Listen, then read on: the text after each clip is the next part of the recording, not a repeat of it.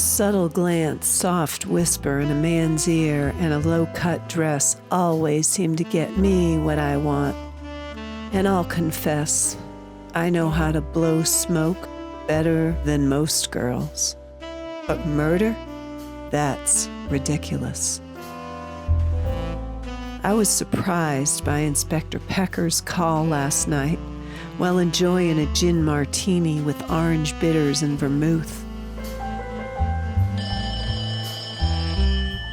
It was a few hours after I'd left Big Tony's nightclub. The inspector, who'd also been to the club, was suddenly questioning me like a hungry bloodhound.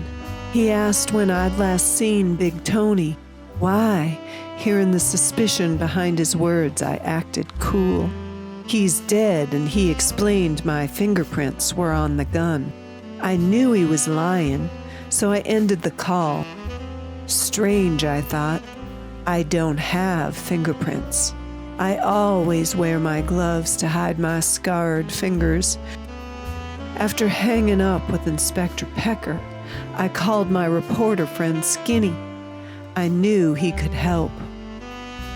Big Tony was rich and powerful, I explained to Skinny. He gave me the gun for protection. The only other man that knew I had a gun was the inspector.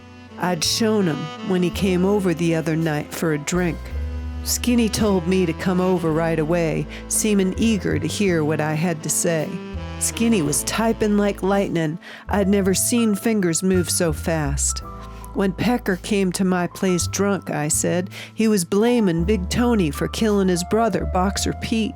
He insisted Tony asked his brother to throw a fight. When he didn't, well, I guess things got ugly.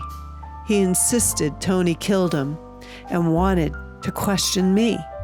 Why would Tiny Pecker frame you for Tony's death? Skinny asked me. He knew I had a gun and that I was close to Tony. I like to get what I want, and I had asked Tony for money.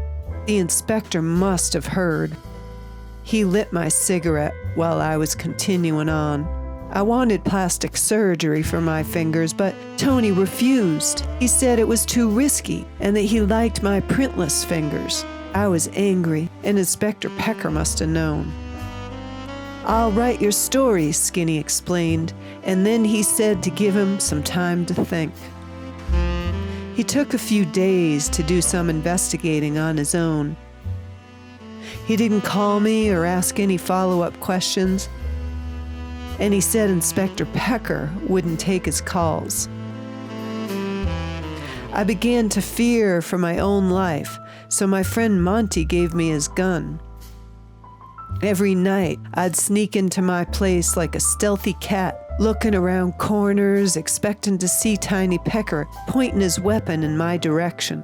I went to Monty again, asking if there was anything he could do to help. Big Tony always warned me about Monty, but he'd offered his thugs for protection. One night I came by thinking maybe Monty could clear my name.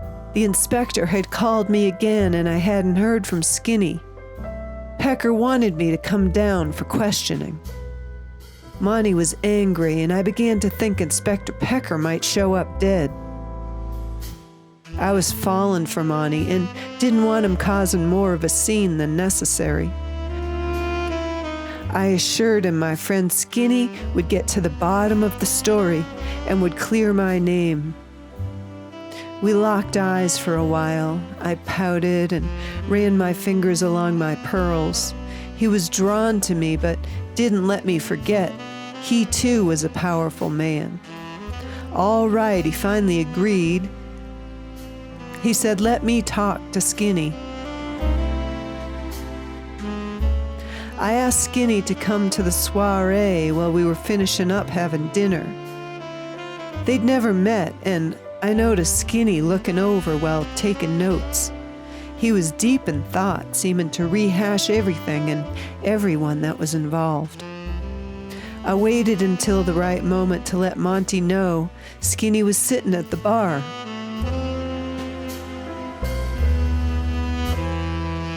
Monty made his way over, wanting to talk to Skinny on his terms.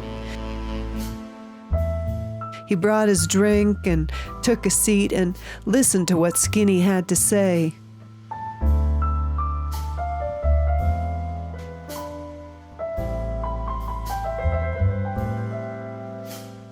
Monty showed Skinny his piece, saying he had his own way of fixing problems, but he'd give Skinny time to write the story, only because Skinny was my friend.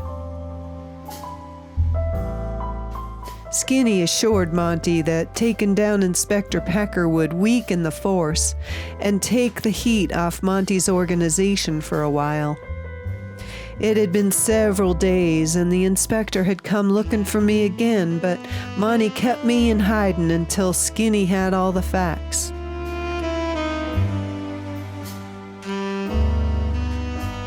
Skinny paid a visit to the plastic surgeon to confirm I'd had a consult, which could have gone either way in my favor or the inspector's, but the doctor confirmed there was no way my prints could have been on the gun. And then Skinny remembered the inspector had come by my place that night for a drink. He'd visited the neighbor in the apartment across the way, who happened to see through the window that the inspector went into my room when I was mixing drinks, and she saw him open and close my desk drawer. I'd always cursed that neighbor for spying on my engagements, but that night the open curtains and her spying eyes were what saved me from going to jail.